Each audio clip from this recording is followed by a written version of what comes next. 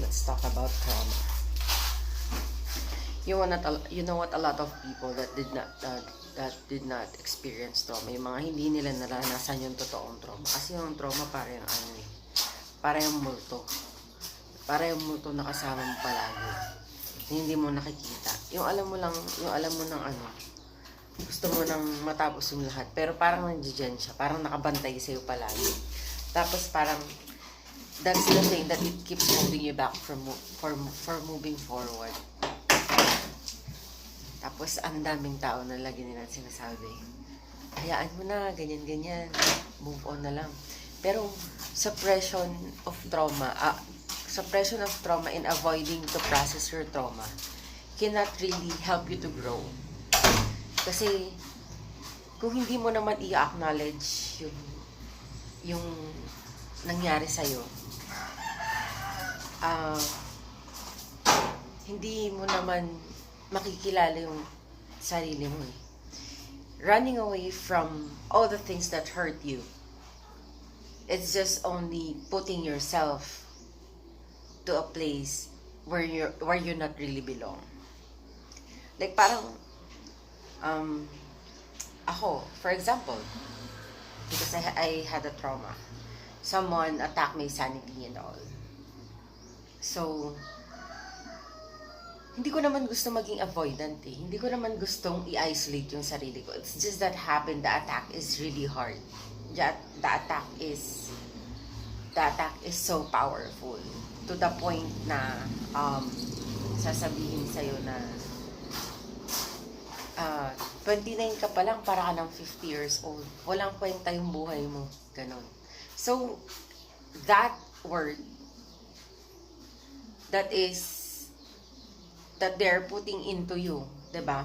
If you are really that weak person, and if you have nobody else to support or to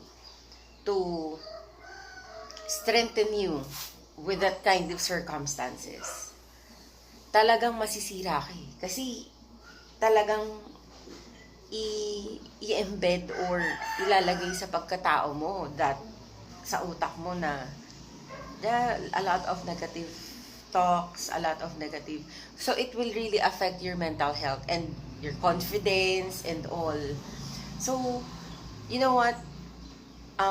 Never ever say that avoid that person or kalimutan mo na siya. No, hindi nyo alam yung feeling ng taong traumatized.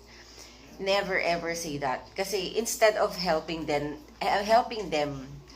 listening to them what really happened, to help them process their emotions and their trauma, to address everything, to strengthen them. Never ever invalidate those person na nakaranas ng trauma.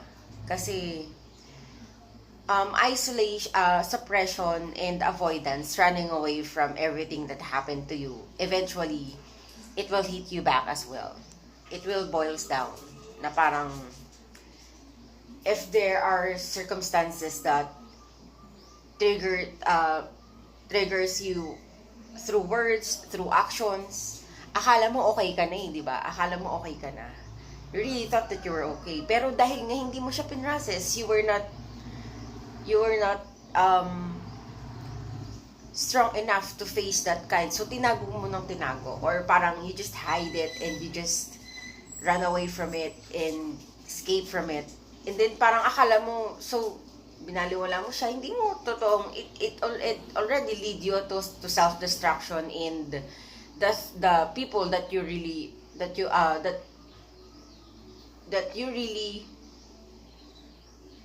are not. So, parang ang daming, there's a lot of parang questions in your mind. Why am I acting like this? Bakit ba ako ganito? Or why are you building unnecessary habits, personality, or character? Kasi nga, you escape from that challenges that na dapat pinrases mo or dapat hinarap mo.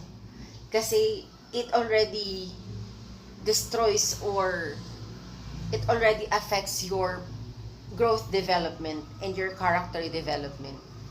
So, hindi mo talaga siya pwedeng takbuhan. Hindi mo talaga siya pwedeng, you cannot just tell to a person who was traumatized that, move on na. No. Never ever say that. I-block mo na siya. Alam niyo, mas maganda nga if there's someone attacking you.